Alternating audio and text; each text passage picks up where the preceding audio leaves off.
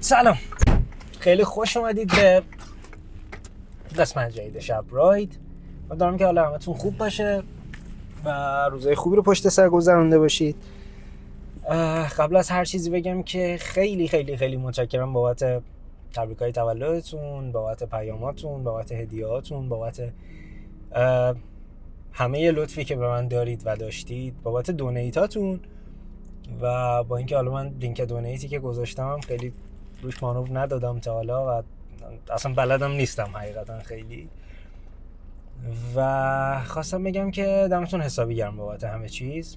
خیلی خوشحالم کردید. منم سعی کردم که یه ذره تا حد امکان انرژی بگیرم ازتون و اون کاری که باید رو انجام میدادم و اون کاری که باید انجام میدادم و انجام بدم و کاری که خیلی وقت بود تو ذهنم بود یه ذره به خودم برسم، یه ذره یه سری دکترا رو پیگیری کنم، چیزایی که اهمیت نمیدادم بهشون و الی غیر. مهمون این قسمت شاید قابل پیش بینی باشه، شاید هم نباشه. فردیه که خیلی به من گفته که منو چرا شب راید نمیاری، منو چرا شب راید نمیاری، منو چرا شب راید نمیاری. تو ویدیوهای خودش خیلی میگه، من تو ویدیوهاش خیلی میرم و چرا الکی مقدمه بچینم. اون فرد کسی نیست جز ساحل علمی، خانم علمی، و دوست داشتم اذیتش کنم که هی میگفت، هی من میگفتم نه نمیارم، نمیدونم چرا. کلا کسی که اصرار میکنه به یه چیزی رو باید یه ذره اذیتش کرد. ساحل از اون دست آدماییه که از اون دست دوستاییه که تو یه سری چیزها میبینی که قشنگ قطب مخالف توه. یعنی مثلا تو فرد درونگرایی هستی، اون تا صبح برونگراست. تو مثلا فرد توداری هستی، اون خیلی بروز میده همه چیزو. تو مثلا ملاکات برای انتخاب و دیدن و پسندیدن یک فرد یه چیزه، ساحل کاملا مخالفشه و حتی سلیقه غذاییتون، حتی سلیقه نوشیدنیتون، حتی سلیقه موسیقیتون، خیلی چیزاش باهاتون متفاوته، ولی در نهایت شما با هم چفت میشید و میبینی که تفاوتاتون اتفاقا شما رو خیلی قشنگ‌تر میکنه و خیلی وقتا هم کامل میکنید.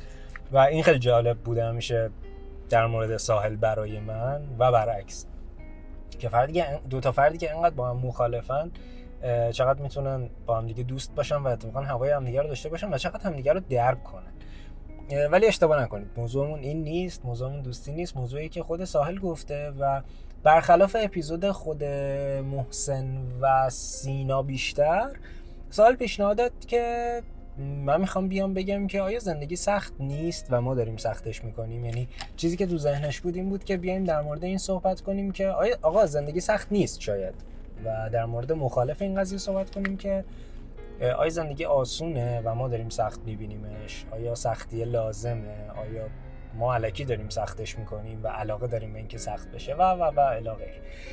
من چقدر الی غیر رو دارم استفاده میکنم، درستم نیست احتمالاً، ولا غیر. بریم دنبال ساحل، قبل خیلی پرحرفی کنم و بریم که درش داریم. احتمالاً غر میزنه که آره دیر اومدی فلان و بهمانه. ببینیم که چه اتفاقی میافتد.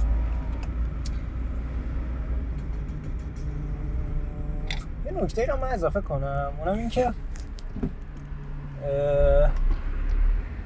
تازه بچه‌ها داره قلق برنامه دستم میاد، واقعا تازه داره قلقش دستم میاد و دارم یاد میگیرم که چطوری یه ذره تمرکزمو بیشتر کنم، یه ذره استرسامو کمتر کنم، یه ذره روال کارا رو سریعتر کنم و تمام این دست قضایا و حرفا. اینجا رو اگه بذارم ببینیم تو عالی میشود. بله، ببینیم که داشته باشیم. آیا این سواله؟ بله سواله. یا ابوالفضل سید خندان. نه خیرم، درب رو باز میکنیم، تشریف بیارید. سلام یا ابوالفضل چقدر وسیله، مگه اسنپ گرفتی؟ سلام. این میکروفون خدمت شما، از بالا تا پایین هر چی پوشیده بسازید. سید خندان میشه دوباره بگم سید خندان. چه خبر؟ درود بر شما خوب هستین؟ خیلی خوش اومدید. بالاخره بغلت کنم ولی که میکروفون واسه آدم خسته نباشید. بهتر نبود قبل اینکه میکروفون وصل کنم چیزا کنی بغلم کنی؟ نه دیگه، اول من همیشه میکروفونو میدم بعد ستاپ رو عشق می‌کنی چقدر تکنیکال شده این آره قسمت. سینمایی اصلا از سر کوچه معلوم بودی که یه آقایی داره تو ماشین ماشین. ریکورد داره نزدیک میشه. اش میگم ماشین فیلمبرداری میگه. کمربند تو نمیبندی؟ خیلی بهم ایراد میگیرن تو این قضیه، ولی کمربند میکروفونم اذیت میکنه. باید یه فکر بالش بکنم. بعضی وقتا میگیره به میکروفونم و صدا میده و میکنتش. ولی شما ببند. خب چیکار؟ من حواسم باید به چند جا باشه. تو ببند که اگر من چیزی میشد تا چیزی من زنده بمونم. آره. محسن فردا کلامو میکنه. چه خبر؟ دوست دختر منو برد. برو بابا. چرا کمربندم بسته نمیشه؟ بلدی ببندی ساعت. تا حالا کمربند بسته. آره. خب درود مجدد بر شما. چای نداری؟ حالا داری ولی یه ذره سبت مهمان ترک آن تاپ. خب چه خبر؟ سلامتی هیچی. خوب هستین؟ به نظر کم انرژی میای؟ من عالیم. واقعا؟ تو تا حالا منو کم انرژی دیدی؟ آره اوکی. دیدم. ما تایم زیادی با هم میگذرونیم. منطقیه که کم انرژی دیده باشم. بذار مایکمو چک کنم که آره جای خوبی باشه. بله. آره خیلی آدم کم انرژیه دیگه. چرا؟ ماشین آشغالی هم مخصوصا اگه گیر کنی موقع رکورد. آره. نمیدونم همه چی تاثیر میذاره. آلودگی و دلار 120 تومن و اینا یه خورده همیشه مشکلات اجتماعی. نه ولی آلودگی واقعا آدمو سرویس میکنه. قبول داری؟ قبول دارم. یعنی سردرد، سوزش چشم. اصلا هیچ صبحی با انرژی از خواب بیدار نمیشی. از در خونه میای بیرون کثافت میزنه تو صورتت. صبحی رو نمیبینی که مثلا هوا شفافه. آره مثلا بیای باد پاییزی بخوره تو صورتت بگی مثلا دوست دارم زندگی رو اینا. نه ولی فکر کنم تو قبلا هم اینجوری نبودی که بیای بگی دوست دارم زندگی. روزایی که بلندشم ببینم داره بارون یا برف میاد و آره این شکلی هم واقعا اینجوری هم که ایول. نه میدونی من خیلی با بارون و برف اوکی نیستم چون میترسم رانندگی کنم توی بارون و برف. نه من زمانی که ماشین نداشتم خیلی دوست داشتم بارون و برف. خیلی تاثیر نداره ولی خب الان خیلی بیشتر دوستش دارم. که رانندگی میکنی؟ آره.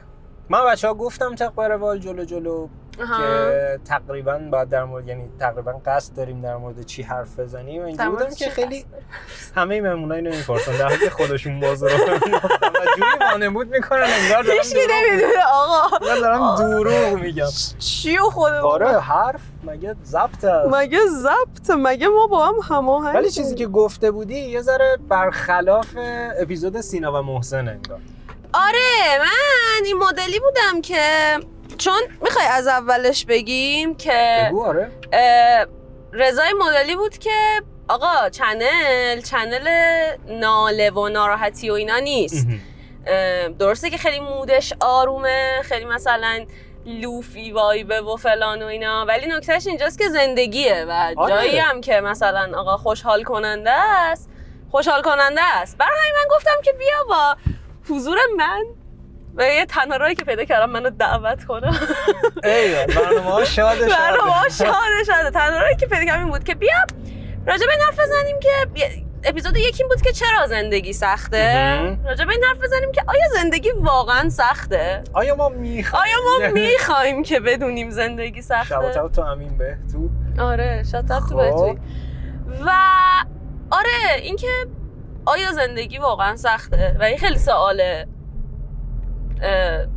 به نظرم بنیادی که نه سوال سختیه. چرا؟ چون که اگر زندگی واقعا اول اینکه تو اگر زندگی واقعا برات سخت باشه چجوری میخوایی زندگی کنی؟ یا اول فصل ریدم تو خودم رسم. نه پنجره دادم پایین. خب اگه زندگی بپذیری که واقعا سخته و بخوای با این دید منفی نگاش کنی، یعنی من مثلا فکر می‌کنم من نمیتونم که به این فکر کنم که آقا زندگی واقعا سخته و آقا من از هر راهی هم برم دهنم قرار سرویس شه، پس چرا اصلا میدونی تاش اینجوری هم که آقا اصلا هدف چیه، انگیزه چیه، فلانه و اینا. ولی من اینجوری نگاش نمی‌کنم. یعنی من مثلا همون اپیزود سینارم که داشتم می‌دیدم شما خیلی هر دو با پذیرش به این که آقا زندگی سخته و باید بشکاف برو جلو این زندگی بهت میگه بدو فلان اینا اینجوری داشتین میدینش و من شدم نه بابا واقعا اونقدرم سخت نیست. یعنی نکتهش اینجاست که سختی جزوی از زندگیه ها. همونجوری که همینه. چیزای دیگه هم جزوی از زندگیه. در نهایت این شکلیه که من میفهمم که مثلا من خودم خیلی وقتا اینجوریم که آقا یعنی یه جمله‌ای که یکی از دوستام همیشه میگه اینه که یک زندگی برای تجربه کردن واقعا کمه. آره یعنی تو به این فکر میکنی که آقا چه حجم اتفاقاتی رو من میتونم تجربه بکنم، اینجوری که آقا من یه دونه زندگی نمیرسه بهش. و وقتی فکر میکنی که من یه زندگی برای کردن دارم، جمله درسته، یک زندگی برای زندگی کردن دارم، اونم و بی نهایت فکری که وجود داره آره میخوام انجام بدم. بعد اینجوری که خودت میگه آقا خب مثلا اینجا چرا من باید تو این شرایط باشم، چرا انقدر بدن، حالا مثلا من یه زندگی برای کردن دارم، همم کمر بستن دهن ما رو سرویس کنن. ایناشو من کامل میفهمم، ولی نکتهش اینجاست که باید اون کنی. به نظر من that's it. یعنی اون نقطه‌ای که تو زندگی رو اون میکنی با همه سختی هایی که ممکنه توش داشته باشه، چون نمیتونی بگی که مثلا خیلی رنگین کمونی و خوشگله که نره. از اون طرف چون زندگی پر از چیزای بد هم هست. یعنی تو فکر کن یک جوانی در سوئد هم باشی، مثلا تو زندگیت مرگ عزیزات رو احتمالاً تجربه میکنی، تو زندگیت رفتن آدمایی که دوستشون داری رو احتمالاً تجربه میکنی. نه مشغول چیزای تلخیه، نه مشغول چیزای سختیه، ولی همه اینا باعث میشه که ما بگیم زندگی سخته. نه به نظرم ببین خیلی زاویه دید متفاوتیه به نظرم. و اول از همه یه جواب خیلی کوتاهی که میشه بهش داد اینه که سختی هم مثل خیلی چیزای دیگه یه مفهوم نسبیه و سختی به ازای هر چیز و برای هر شخص به صورت نسبی زیاد و کم حساب میشه. مثال بارزش اینه که میگن غم هر کسی برای خودش بزرگه یا مشکل هر کسی برای اون شخص بزرگه. مثلا خرابی ماشین برای من شاید یه مشکل متوسط رو به بزرگ باشه. آره. شاید برای یه نفری مشکل خانمانسوز باشه و اینجوری باشه که مثلا فردی رو در نظر میگیریم که وانت داره و تنها اسباب دستش و درآمدش وانتشه و از این مثلا از اون دست کارهاییه که اگه یه روز کار نکنی تموم. آره میفهمم. این شاید واقعا خانمانسوز باشه. یه نفرم هست شاید ماشین فقط چه میدونم به چشمت یه وسیله تفریحی براش باشه و خراب شدنش خیلی اصلا به چشمش نیاد، اینجوری که مثلا یه ماه هم خراب باشه برای مهم نیست. و به همین شکل شاید برای یکی مثلا شکست عاطفی خیلی چیز بزرگی باشه، برای یکی شاید واقعا اهمیتی نداشته باشه و الاغه. یه چیزی مثلا یه مثال دیگه‌ش هم مثل نمره دانشگاه که برای یک فرد تو زمانهای متفاوت کوچیک و بزرگه. من شاید مثلا نمره‌ای که پنجم دبستان خیلی کم شدم اون موقع خودمو میکشتم براش، اینجوری بودم که وای دنیا تموم شد. الان اینجوریم که اصلا یادم نمیاد نمره چی بود یا چی نبود. و توی این بازه ها متغیر میشه با توجه به تو، کسی که هستی، سنت، اون موضوع. و من خیلی تو این مورد به نظرم ریز میشم توش، ولی تو خیلی کلی‌تر نگاه میکنی و میگی آقا در کل میشه سلکتالش کرد و گفتش که همش گذرا. آخه آره من از اولم همینجوری بهش نگاه میکردم. یعنی این چیزی بود که از اول مامانم در من کاشت که تو، یعنی شاید واقعا بر من خیلی چیزا ساده میگذره که هیچ چیزی قرار نیستش که زندگی تو رو اونقدر تحت تاثیر قرار بده. همیشه مثلا من راجع به هر موضوعی اینجوری هم که سال الان 50 سالته و داری به این موضوع نگاه میکنی چقدر برات اهمیت داره، کجای زندگیته این روند، این قضیه و اینا، و اون وقتی از اون زاویه نگاش میکنی انگار خیلی همه چی کوچیک میشه. ولی خب میدونی نکتم چیه؟ نکتم اینجاست که این که میگی نسبیه، آقا این سخت نسبیه، به نظر من درسته که نسبیه، ولی سخت کلمه با بار زیادیه. این که تو بگی یه چیزی سخته خیلی داری بار اضافه میذاری رو قضیه. و اینکه بخوای به این درکه برسی که آقا زندگی سخته، بر من مثلا خیلی ناراحت کننده است. اینکه بگم آقا زندگی سخته، نه، زندگی سختیای خودش رو هم داره، زندگی لزوما سخت نیست. و از اون طرف هم حالا درسته که میگن غم هر کسی برای خودش بزرگه. یه اعتقاد دیگه هم که من دارم، حالا امیدوارم یه جای این قضیه واقعا خیلی بد نخوره تو صورتم، ولی فکر میکنم که حالا به هر چیزی که اعتقاد داشته باشی، خدا به هر کسی اندازه ظرفیتش درد میده. من اینو خیلی قبول دارم. یعنی به نظرم اگر تو داری یک دردی رو تجربه میکنی میتونی از زیرش بیای بالا و من اینو مثلا جا خودم قبول دارم. یعنی من حداقل میدونم همه دردایی که کشیدم، حتی اگر بعد من نکته‌ای هم که دارم، حالا قطعا خیلی چیزا بر من خیلی بیشتر طول کشیده، ولی من همیشه میگم که من هر چیزی برام یک شبه تموم میشه و سخت‌ترین موضوعات زندگی، مثلا با مامانم تا 6 صبح داشتم گریه میکردم و مامانم میگفت چرا صبح نمیشه این براتو تموم شه، یعنی انقدر روند تکراریه که من شب که میخوابم صبح پا میشم واقعا هر مسئله، بالاخره آدم‌ها مسائل بزرگ زیادی رو تو زندگیشون گذروندن دیگه، مثلا چه میدونم توانای مالی زیاد من دادم، شکست‌های عشقی بعد من هم تجربه کردم، آدمایی که دلمو شکوندن من هم توی زندگیم داشتم، ولی همه اینا رو تلاش کردم اینجوری که آقا تو یک زندگی برای کردن داری و قراره به این فکر کنی که مثلا 1 سال زندگی من رو فلانی تباه کرد، فلان موضوع 1 سال زندگی من رو تباه کرد. من میفهمم مووان کردن رو برای همه آدما انقدر ساده نیست، ولی به نظرم به خاطر این انقدر ساده نیست که انگار نمیبینی این میتونه چی رو از تو بگیره واقعا. یعنی من حتی توی اون بازی که چه میدونم درس میخوندم اینجوری بودم که این درس خوندنه اگر بخواد تبدیل بشه به این که من سالهای دبیرستانم و اینجوری باشم که وای این چه زجری بود، نه، برای مثلا هنوز دلم برای اون سالا تنگ میشه، یا توی هر دوره ای از زندگیم. و به نظرم نمیدونم، من فکر میکنم این دید درسته، یعنی تا حالا به من ضربه‌ای نزده. این که بخوای انقدر همه چیز رو سخت بگیری باعث میشه از اون یه زندگی که برای کردن داری خیلی فاصله بگیری. ولی خب درد بعضی چیزا هم زیاده دیگه. میگم مثلا من شاید بگم توی یه شب برا من فلان موضوع تموم شد، توی یه شب گریه هاشو کردم، ولی تو مثلا 2 ماه بعد اون قضیه همچنان ناراحت بودم، همچنان یادش میافتادم، عصبی میشدم، ولی مثلا نمیگم که این قضیه 1 سال زندگی من رو تباه کرد، میدونی؟ برای همین معتقدم زندگی سخت نیست. خب یه چیزی شاید یه آدم‌هایی، یه افرادی درگیر این قضیه باشن که مثلا مثل حالتی باشن که تو میگی نیستم، یعنی آدمایی باشن که غم روشون میشینه و سخته براشون مووان کردن از هر چیزی که حالا هست، برای یکی عاطفیه، برای یکی مالیه، برای یکی هر چی از دستمون به هر شکلیه، ولی دوست دارن که به این شکل برسن که آقا منم میخوام راحت مووان کنم.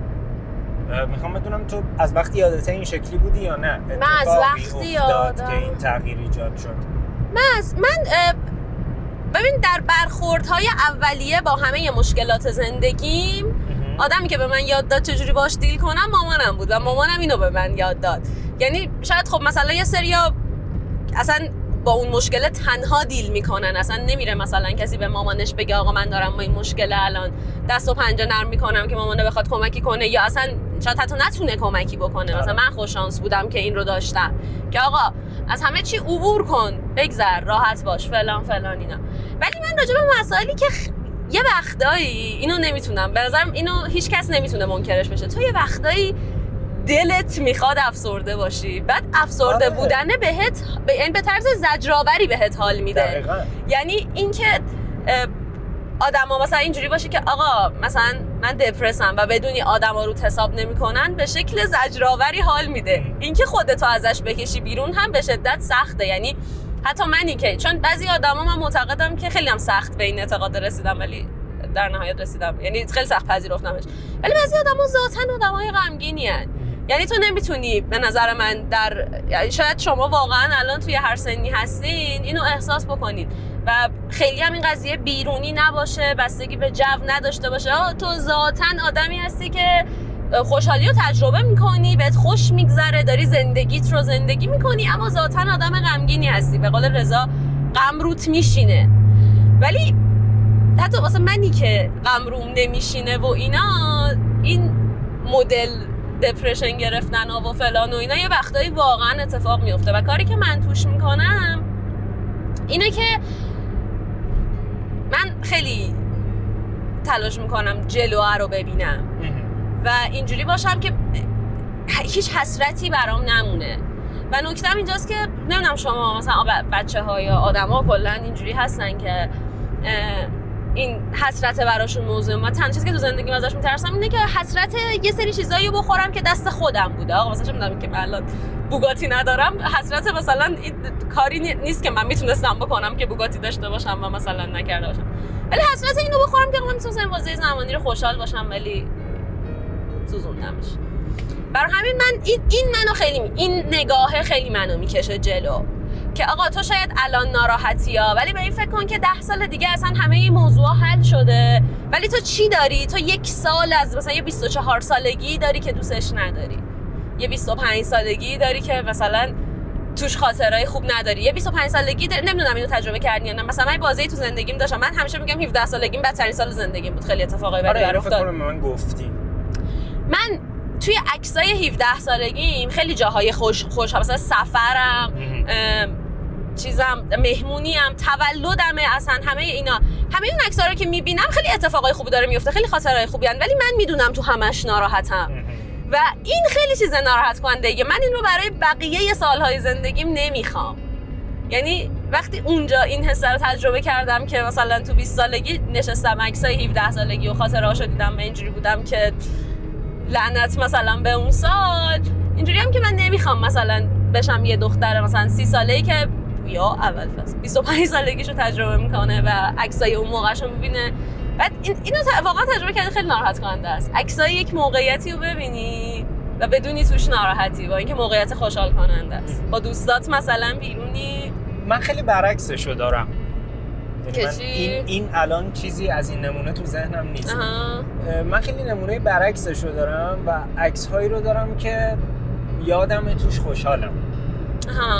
و الان اونا برام ناراحت کننده میشه. که این شکلی میشه که مثلا تو این عکس فلان کارو داشتم میکردم، فلانی پیشم بود و خیلی توش خوشحالم، ولی الان خوشحال نیستم.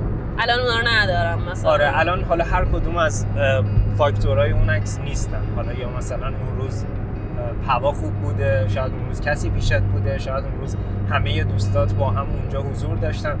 یکی از نمونه‌های خیلی خوبش تولد پارسالم. از اون دست چیزاییه که هیچ وقت جرئت ندارم برام سراغش. یعنی این شکلی هم که نه خب از اون دست چیزاییه که آره وقتی میرم سراغش دیدی اینستاگرام بهت ریمایند میکنه که آره وای اینستاگرام الان جدیدن خود آیفون هم اضافه شده. آره نه تنها اون یه بار بهت میگه، اینم یه بار بهت میگه که یادت اون پارسال فلان روزا بعد میاد رو اپل واچت اینجوری که داداش دهنتو ببند نمیخوام ولم کن. خب میفهمم. آره دقیقاً اینا رو میفهمم. این خیلی ناراحت کننده است، ولی میبینی حتی توی همین مثال هم تفاوت نگاه من و تو خیلی روش جالبه. مثلا من اگر من از همه اون زمانهایی که حتی اون آدما نیستن ولی میدونستم با اونها یه خاطره خوبی دارم کیف میکنم خیلی، مگر این که میگم واقعا بدونم اونجا حالم بده. من نمیدونم انگار این خاطرات خوب جمع کردن، این حسرت اون لحظه هر رو مثلا نداشته باشم دیگه، برام ارزش اصلی زندگیه. دقیقاً منم به همینجا آخه میرسم. نکته‌ای که وجود داره اینه که این قضیه از یه جایی به بعد انقدر تو زندگی من پررنگ شد و انقدر خب من آدمیم که کلاً گذشته برام غمگینه. چون وقتی به گذشته نگاه میکنم برام عموماً خوشحال کننده و شاده، ولی شاده غمگینه. جویم که یادش بخیر، بعد ناراحتیاش از بین میره برام. من قطعاً توی 4 سال کارشناسیم لحظات ناراحت کننده زیاد داشتم، ولی الان هیچ کدوم یادم نمیاد و 4 سال کارشناسیم برام جزو قشنگترین لحظه‌های زندگیمه و الان فقط دلم براش تنگ میشه. آره. و بعد از یه مدت مخصوصاً بعد از همون دوران دانشگاه یه اتفاقی که برام افتاد این بود که خیلی رو این تمرکز کردم که تو هر لحظه‌ای که هستی قراره بعداً با اشک و لبخند بهش نگاه کنی و قراره بعداً دلت براش تنگ بشه. پس لطفاً درست زندگیش کن. لطفاً تو اون لحظه واقعاً باش. لطفاً تو اون لحظه سعی تو بکن که به چیز دیگه ای فکر نکنی. اگه با دوستات مسافرتی لطفاً مسافرت باش. اگه با دوستات سر کار دارید میخندید لطفاً بخند. و اینا همش قراره تو ذهن تویی که خاطره برات پررنگه ثبت بشه. شاید یه سری اصلا خاطره ها یادشون نمونه و براشون مهم نباشه. من دیدم آدمایی رو که اینجوریه که خب که چی مثلا آره منم دیدم. من نمیفهمم این آدما. آره چون من به شکل عجیبی ذهنم تو یادآوری گذشته قویه. شکلیه که بوها رو یادم میمونه، تیکه‌های آهنگا رو یادم میمونه، جایی که فلان کارو داشتم میکردم دقیقاً یادم میمونه که و بر من مچ میشه. مثلا یه نوشیدنی رو میخورم میرم اونجا، یه بویی برام میاد یهو میرم اونجا. دقیقاً همینه و دقیقاً یادم میاد. یعنی انگار اون آپشن اینستاگرام که آن دیسپلی داره ذهن من جدا دارتش. آره. و اون صحنه رو واقعاً برام پخش میکنه به صورت سوم شخص و نتیجهش این میشه. یه نکته دیگه‌ای که وجود داره این بود که قبل از اینکه تو بیای من داشتم یه نکته‌ای رو میگفتم که الان خیلی مچ‌تر میشه با چیزی که داشتی میگفتی. اونم اینه که تو از اون دست دوست‌هایی هستی برای من که تقریباً خیلی از خصوصیاتت و شاید اکثر خصوصیاتت 180 درجه مقابل من. آره. ما خیلی با هم خیلی فرق داریم. خیلی فرق داریم با هم دیگه و این در نوع خودش جالبه چون روی کاغذ آدما فکر میکنن با کسی که انقدر باشون تفاوت داره نمیسازن. آره. ولی با اینکه اول ازت خوشم نمیومد و الانم خیلی ازت خوشم الانم مطمئن نیستم خیلی ازش شک دارم. ولی واقعا به این قضیه رسیدم که این تفاوت داشتن جالبه در نوع خودش و اتفاقا تو کسی شدی که خیلی از موقعیت‌ها پیش من بودی و اتفاقا حرف منو فهمیدی و خیلی وقتا قشنگ درک کردی که من چی دارم میگم، در حالی که اگه از بیرون ببینی و یه دید سوم شخص باشه هر کسی باشه فکر میکنی که خب احتمالاً سوال آخرین گزینه‌ایه که این نکته رضا رو داره درک میکنه، در حالی که تو فهمیدی رو کاملا و حرف منو کامل کردی. این خیلی در نوع خودش جالبه و به همین قضیه دیده به زندگی هم ربط پیدا میکنه و شاید به نوعی بشه یه جور راه حلم در نظر گرفتتش که اگر آدم این شکلی هستید ترجیحاً یه دوست این شکلی داشته باشید که آره این بخش شما رو کامل کنه و این خیلی جالبه برای من و لزوماً یه آدمی که کاملاً دیدش شبیه شماست خیلی شاید تو خیلی از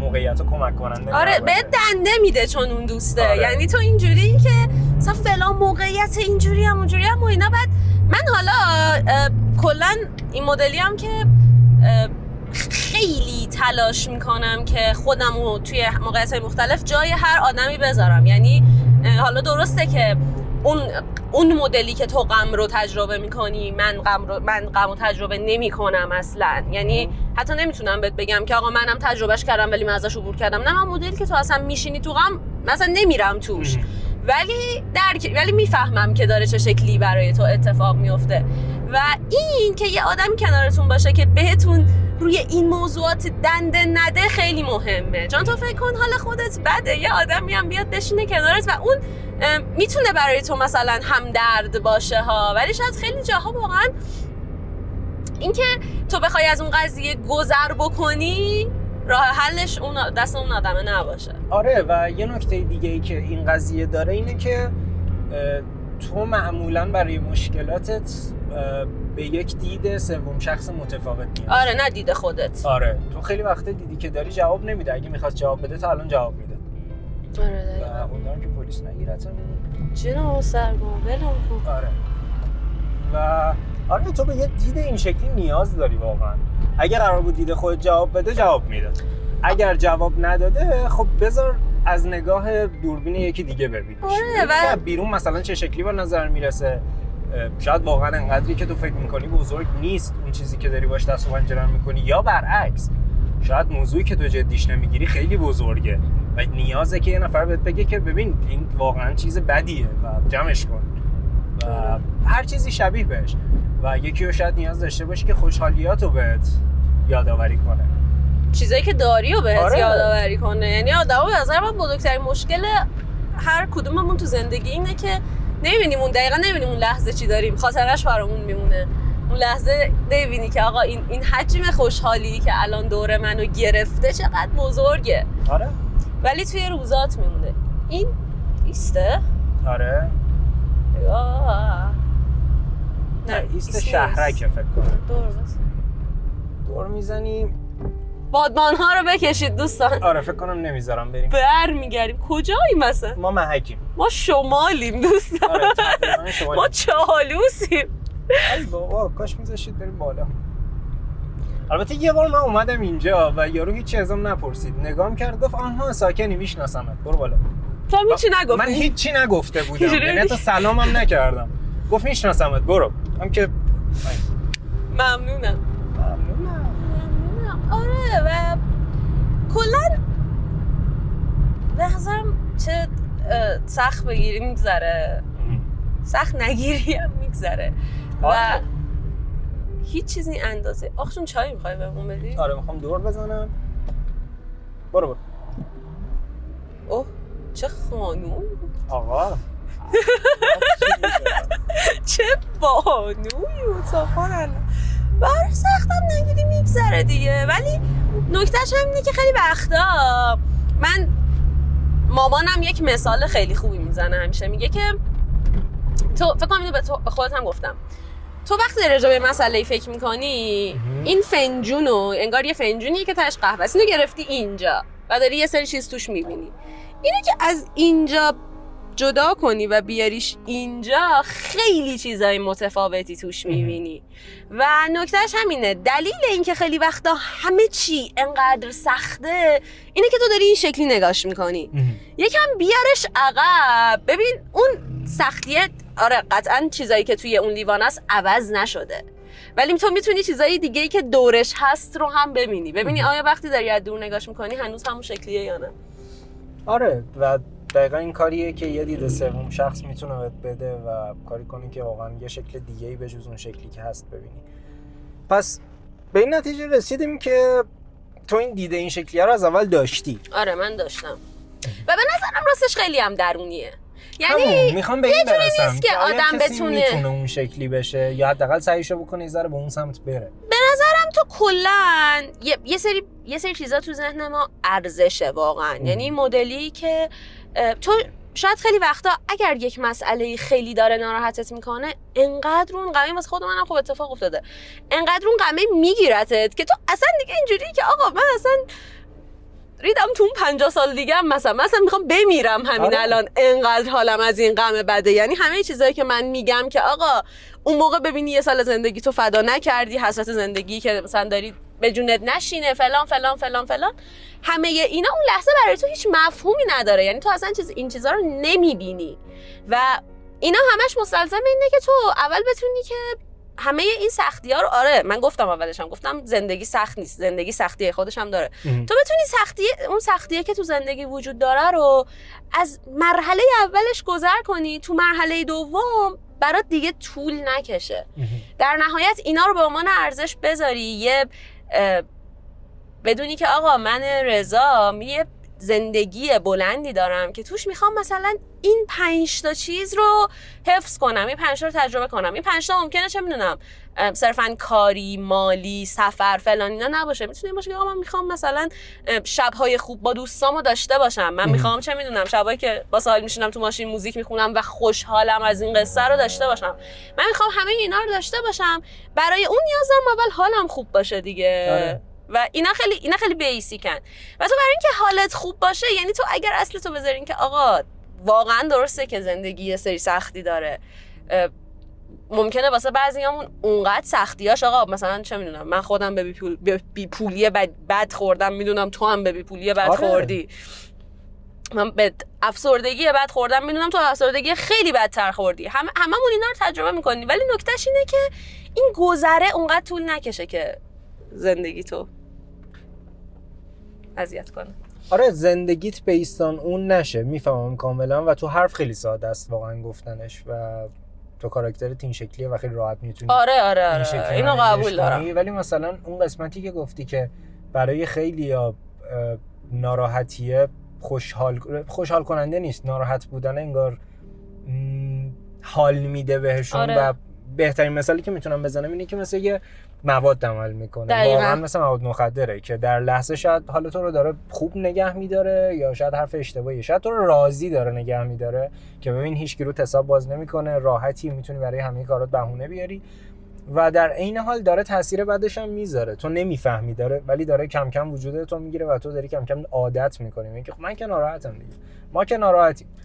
آره واقعا ما که ناراحتیم. نکتهش همینه که وقتی این روی تو بیشتر از این که حالا بخوای تو داری میگی من گوشم به تو، من چای در بیارم چای دوباره تلاش کردم نتونست. ولی نکتهش اینه که حتی بیشتر از این که اینجوری باشه که آقا بقیه روم حساب نمیکنن و اینا، انگار منتالی خودت میشه خودت هم راحتی، اینجوری که من مثلا امروز لازم نیستش برای اینکه مودمو خوب کنم کاری بکنم. میدونی چون تو مثلا چه میدونم من داشتم توی یکی از گپ تایم‌ها میگفتم آقا من این مدلی هم که عموما هر روز نسبتاً بدی رو میدونم اگه برم دوش بگیرم بیام قهوه بخورم 50% آوردم بالا، میدونی؟ ولی تو وقتی دپرسی حتی این کارم نمیخوای بکنی و اینو با خودت دیل کردی اینجوری که من اوکی ام. ممنونم. آخ جون شما آقا ساغر. آره و اگر بخوای خوشحال زندگی کنی به نظرم خیلی ساده تر از همش میگذری در نهایت، چون ارزش نداره. اوه چه بخاری داره میکنه. دستت نسوزه فقط. نه اوکیه کافیه. ممنون. مطمئنی؟ آره کافی داداش مادر جان. نه یه دیس دیگه بخور. بو کن ببین گرفته. آره دارچین داره. دارچین و زعفرون داره. اوه آفرین این کاره. بله دارچین و زعفرون داره. ولی برای تو خیلی سخته فهمیدن حرفای من یا نه؟ نه اتفاقا منم دارم به یه درجه میرسم که میفهمم و این اثر همنشینی با خودته. اتفاقا اوایل نمیفهمیدم و ولی کم کم یه چیزایی تونستم بفهمم، یه سری دید جدید بهم داد که آقا این ویوه این یکی دوربینه هم شاید چیز بدی نباشه. یه ذره حالا اگر نمیتونی کاملا اون شکلی باشی میتونی ولی ازش الهام بگیری انگار. اینکه دید ساحلم یه ذره امتحان کن و به نظرم چیز بدی نیست واقعا اینکه تو دید افراد مختلف رو امتحان کنی. آره که آقا نهایتا بده دیگه و میری و اینجوری که آقا نظر خودم بهتر. ولی وقتی تو امتحان میکنی و میبینی که اکچولی جالبه، خب چرا که نه؟ چرا ازش چند تا نکته ور نداری؟ حتی اگر نمیتونی کامل شبیهش بشی. آخه من فکر میکنم آره هممون روی سری چیزا توافق داریم. من فکر نمیکنم هیچکی مثلا بخواد این زجر مدام رو تحمل کنه. همه دنبال یه راهی برای گذر ازش هستن به هر حال دیگه. هر چقدر به قول تو حال بده تهش دنبال گذر کردن ازش هستی. نبات ما رو میدی؟ من باز میکنم. ممنونم دست شما درد نکنه. زندگی قشنگه دوستان. ناراحت ببین زندگی قشنگه ولی زندگی قشنگ غمگین به نظر من. اگه بخوام مثلا مثال چیز بزنم، مثالش رو توی اسکیل کوچیک بیارم به چی میتونم شبیهش کنم؟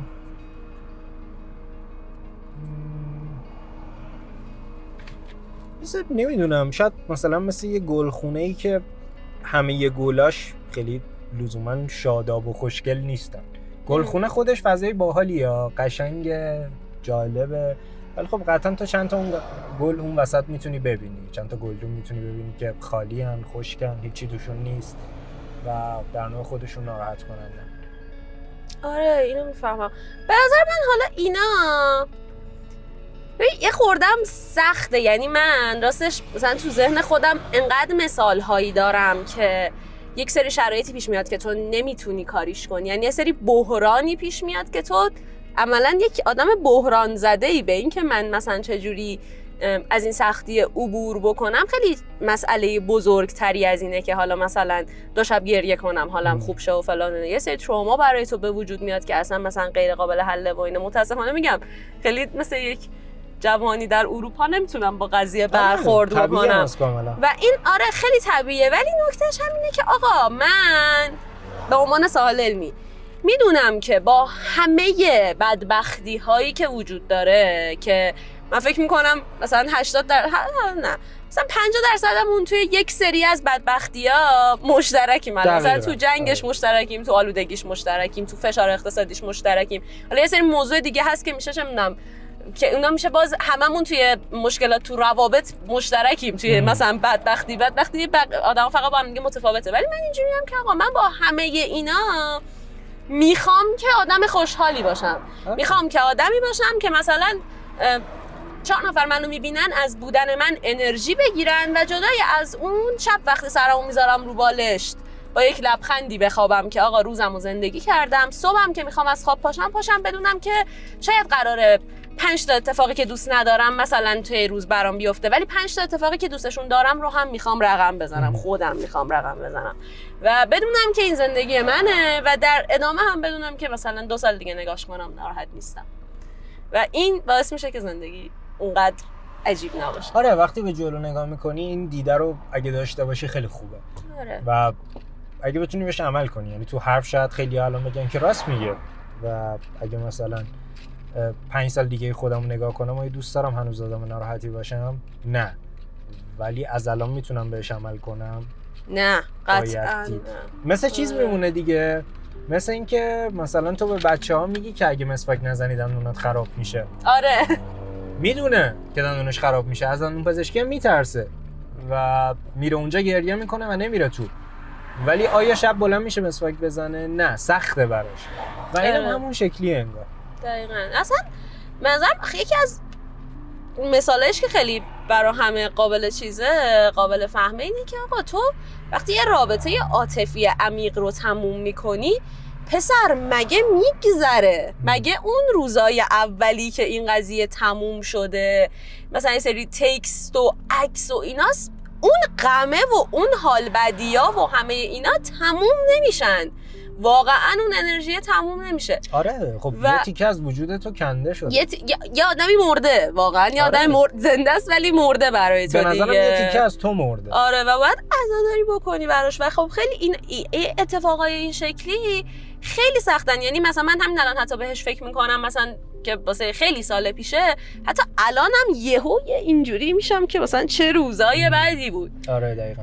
ولی نکتهش باز اینجاست که حتی اونم برای من گذشته دیگه، برای همه گذشته. واقعا این که میبینی همه آدم‌ها از همه چی میتونن عبور بکنن. یعنی من باز یه مثالی راجع به این که خیلی همه چی سخته میزنم، میگم آقا دور از جون همه ها، ولی آدم از مرگ مامان باباش هم میگذره، عبور میکنه. خب تو دیگه چه چیزی بزرگتر از این میتونه برات پیش بیاد؟ تو یعنی از همه چی دیگه میتونی عبور کنی دیگه وقتی این اتفاق ممکنه تو زندگی بیفته. میخواستم مثلا اپیزود شاد تحویلتون بدم دوستان، غمگین نه اتفاقا اصلا غمگین نیست. نکته‌ای که در مورد اپیزود محسنم میگفتن این بود که خیلی غمگینه، در حالی که واقعا غمگین نبود. اونو من بعد 20 دقیقه داشتم گریه می‌کردم رضا. درستی بود به نظر من. آره خیلی واقعی بود. غم همیشه غمگین نیست، تو میتونی بری تو دلش و اینجوری باشی آقا اینجا چه خبره، یعنی درد رو موشکافی کنی و ببینی که اینه مثلا این درد از دست دادن اپیزود محسن به نظر من کامل یک جلسه تراپی بود. دیدنش. آره یعنی بعد یه سری جلسه تراپی با برون ریزی، یعنی اگر یک برون ریزی میخواین در یک جلسه تراپی، من اپیزود محسن پیشنهاد میکنم. آره ولی اپیزود من این شکلی نیست. من نقطه نگاه هم به زندگی که با همه اینا فرق داره رو اصلا that's the point واقعا. اگه همه آدما مثل هم باشن که خب همه در کنار هم یا به فنا میرن یا یه چیزی مثلش. همون دوباره هر کسی یه دید مکمل لازم داره است دیگه. واقعا اگه مثلا من خیلی وقت با تو حرف نمیزدم شاید خیلی چیزا رو نمیفهمیدم، اون دید سوم شخصه رو نمیدادن بهم. اگه فقط میرفتم با کسی حرف میزدم که دقیقاً هم نظر خودمه و دقیقاً نگاهش مثل منه، خب هیچی عوض نمیشه دیگه. اون صرفا داره نگاه تو رو پررنگ‌تر میکنه و تو بیشتر از قبل مطمئن میشی که پس چیزی که من دارم میبینم 100% درسته، در حالی که نه، هیچ وقت هیچ چیز 100% درسته. این از طرف این مدلی هم هست که تو باید اونو تو زندگی یارو ببینی، یعنی یکی میاد با تو میشینه صحبت میکنه اینجوریه که ببین بیا از این قضیه عبور کن، بعد تو میگی که این اگه برای خودش اتفاق افتاده بود الان یارو از من بدتر بود.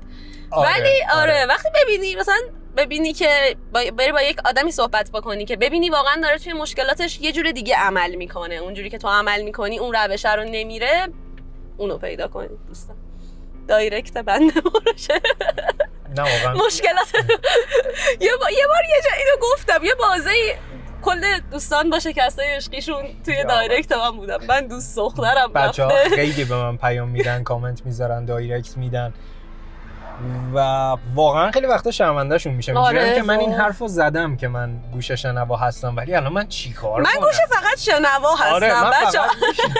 جواب نمیدم. ما فقط میتونیم بخونیم متأسفانه. آره ولی بدونید که میخونیم، ولی میتونی چیز کنی، اپیزود بگیری. آره این خیلی ایده خوبیه واقعا. میتونم اپیزود بگیرم و هر مثلا به ازای هر 6 تا 7 اپیزود یه اپیزود داشته باشم که سوالات شما. آره سوالات عجب چی بهش میگن؟ چیه سنگینی؟ فارسیم تموم شد. انگلیسیشو بگو من تلاش کنم. responsibility. آها مسئولیت. آره آره میشه من کامنت رو برات بخونم تو جواب؟ آره جالبه در نوع خودش. واقعا چه مسئولیت سنگینی. و من توی کدوم اپیزود بود؟ توی اپیزود امین بود یا سینا بود، یکی از این دوتا بود. من گفتم که بچه‌ها ببینید ما حرفایی که توی این برنامه زده میشه کلاً ما پروفشنال یا فرد حرفه‌ای این زمینه ها نیستیم. فکر نکنید که چیزی که ما میگیم لزوما درسته. اینجا نگاه شخصی هر کدوم از افرادیه که با یک سری مشکلات دست و پنجه نرم کردن. یکیش میشه ساحل، یکیش میشه امین، یکیش میشه احسان، یکیش میشه سینا. و من صرفا دارم سعی میکنم با بزرگتر کردن این رنج نقطه نظرهای متفاوتی رو پوشش بدم که چیزی از قلم نیفته تا حد امکان. ولی در نهایت ما هیچ کدوممون حرفه‌ای این قضیه نیستیم و کسی که باید در نهایت باهاش صحبت کنید کسیه که متخصص این کاره. همونجوری که ما با کسانی که متخصصن میریم صحبت میکنیم، ما هم مشکل داریم و خود اونا هم باهاش صحبت میکنن. یعنی تراپیست‌ها هم فکر کنم تراپی دارن. آره تراپیست دارن همش. آره خیلی جالبه این قضیه. این قضیه که تراپیست خودشون میگن تراپیست عرفان دیگه. این واقعا جالبه. دقیقاً آره. میرن میشینن شکایت تو رو میکنن. تا حالا ببین فکر کردی یه مریض دارم این دهن منو سرویس کرد. واقعا ناراحت کننده است. اینکه یه مریض دارم من پسش بر نمیام. چیکارش کنم؟ اینو دیگه نمیدونم چیکارش کنم واقعا. آره و این فقط اینه که ما دقیقاً نکتهش همینه. اینه که رضا میگه ما چجوری به زندگی نگاه میکنیم. قطعا شما هم یعنی بعد آدم دیدی خیلی خودش هم نمیدونه تا یه جایی چجوری به زندگی نگاه میکنه. یه جایی دقیقاً بعد گذروندن همه این غم ها میفهمی که داری چجوری با مشکلاتت دیل میکنی. یعنی تا برات اتفاق نیفته تو اصلا نمیدونی روی کرده چیه. شاید فکر کنی که مثلا من این شکلیم، مثلا من احتمالاً این قضیه خیلی منو میشکونه، یا مثلا من احتمالاً این قضیه اونقدر اذیتم نمیکنه، ولی وقتی باش برخورد میکنی میبینی خیلی متفاوته. متوجهم کاملا حرفتون. چای خوب بود؟ خیلی ممنونم. جدی؟ آره. اوکی بود. داریم بس. آره داریم. بس اینو بخورم. به نظر صحبتی مونده؟ نه. من صحبتی ندارم. آره. منم اوکی ام و به نظرم خیلی هم خوب شد. خیلی متشکرم. خواهش میکنم. ان شاءالله اپیزودهای بعدی بود. اپیزودهای بعدی. تو کامنت ها بنویسین دوست دارین راجع به چی حتما با کیا صحبت کنه. گرچه که خیلی بچه‌ها تا الان نوشتن یه سریاشو رسیدم چک کنم ولی بازم بریم. نورمون خاموشه. دوستان خدا نگهدار. خدا نگهدار. یا نورمون رفت.